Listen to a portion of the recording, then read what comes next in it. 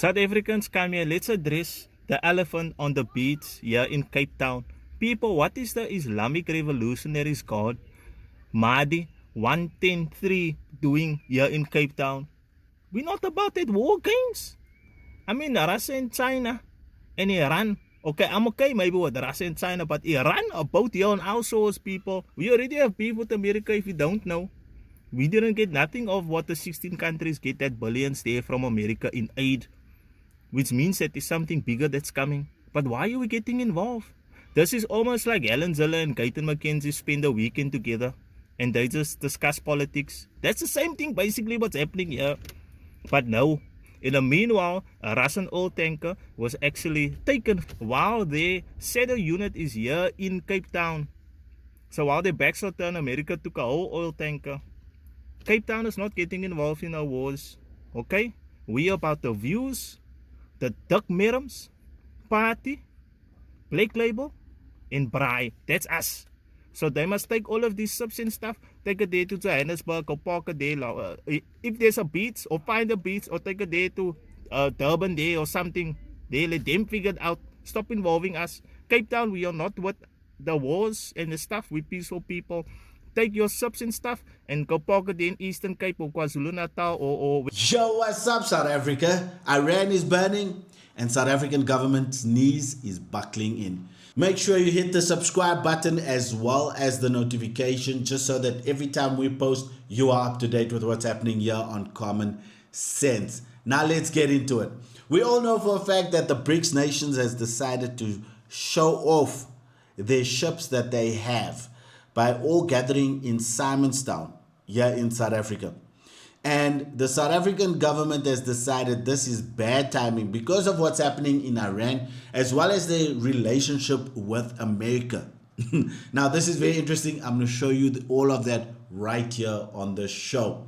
As a government, you always need to make sure that your allies are countries that can benefit your people and you can benefit their people. It's that simple. But it seems like South African government's maths is not mathsing up, because they would rather side with dictators as well as Islamic governments that oppress their own people. So let me show you why the South African government has decided to throw Iran under the ship with this whole BRICS operation happening in Simonstown. Now, a well-placed government source has confirmed that Iran has been asked to withdraw from the BRICS Navy drills off the South African coast in an effort to prevent a further escalation in diplomatic tensions with the United States. Now, the vessels that arrived in Simonstown in the Western Cape last week are thus no longer expected to participate in the drills, which are being led by China. The diplomatic discussions initiated by South Africa seeking Iran's withdrawal comes in the context of Pretoria seeking not to escalate tensions with the United States, given an already precarious diplomatic and trade relationship. The timing provides some further context, with the U.S. House of Representatives due to take up a 3-year extension of the African Growth and Opportunities Act, with South Africa fighting to keep its preferential status within that extension. Now, the House Ways and Means Committee approved the bill in December with strong bipartisan support, with a 37-3 vote in favor of extension, a measure that now goes before the full House before it's headed to the Senate and the White House for signature, where passage remains unclear.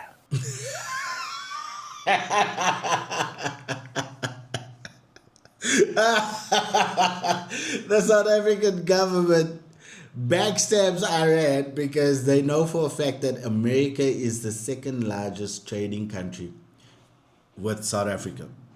And so they've decided, we are going to backstab you guys because we need AGOA, because we need it, because if we do not have it, the economy is going to crash. So if you do not know Iran used to be one of the most flourishing countries in the world. And this happened before 1979. And so I just want to show you how once upon a time this country was flourishing before it was taken over by the Islamic regime. You probably won't believe this, but this was Iran. The same Iran we now associate with headscarves, morality police, and strict religious laws. It's the 1970s, Tehran. Women walked the streets without hijabs. They wore skirts, went to work, studied in universities. There were open beaches, movie theaters, nightclubs, Western fashion, and alcohol, all completely legal. Back then, Iran was one of the most Western-oriented countries in the Middle East. The Shah, Mohammad Reza Pahlavi, was modernizing the country, building schools, hospitals, highways. Foreign tourists flew to Iran for vacation, and Iranian women were becoming ministers, doctors, even pilots, before it was mainstream in much of Europe. Iranian women gained the right to vote in 1963, earlier than in some European countries. Iran had one of the best healthcare systems in the region, including free care for the poor, shopping malls, Western brands, luxury boutiques, all available in major cities. And globally, Iran was seen as a US ally. But in 1979, everything. And so there we go. But let me show you what is happening right now in Iran. And here is Dylan Page with his news coverage. Check this out.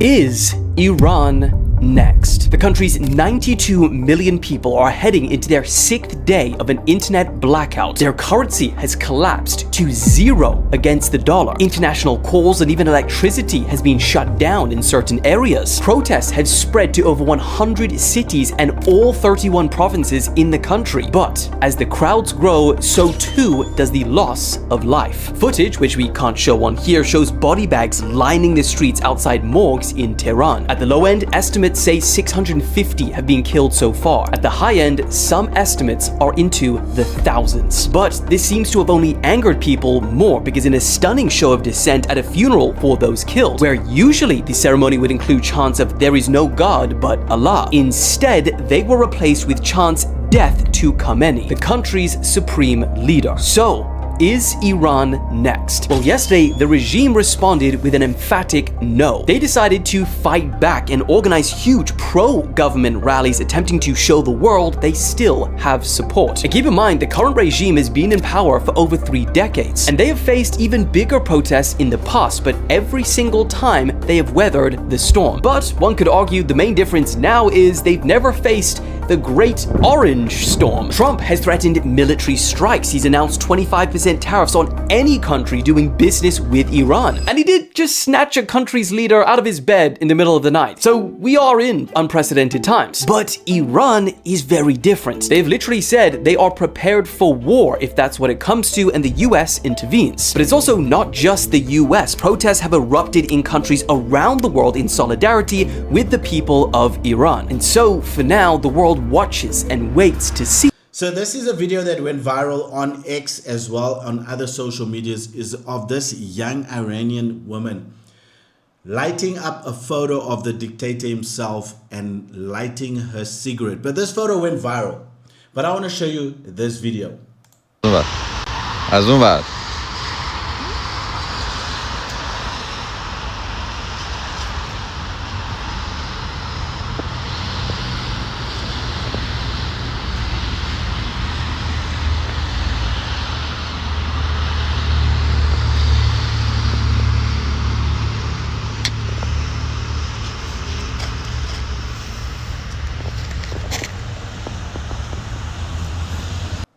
What I find really strange is that the South African government's silence to this matter is shocking. It's like they do not want to take sides. They rather want to sit back because they realize that people like you and I on social media are speaking the truth, are showing their hypocrisy. And yet they threw this country under the bus because they know for a fact what is coming when it comes to America. So for some of you, you might be shocked and awe about this. Like, where is the South African government sharing their concerns and saying free Iran? There's nothing. There's absolutely silence. You even have the feminist movement completely quiet of what's happening in Iran, especially to the women in that country. And if you want to know the condition of a country, look at how they treat women. And so the memes came out and the Babylon Bee put it out and said US offers to trade its liberal women for Iranian women. Them Karens, man. They want to trade them Karens in for Iranian women. Oh man, that's funny. That is truly, truly funny. And of course, the memes just went on and on, where people are like, yeah. And of course, people just put it on and on X, and people, let's do it. Sounds like an excellent plan. Others says, please, best deal ever. Endorsed. No. Oh, you gotta love it.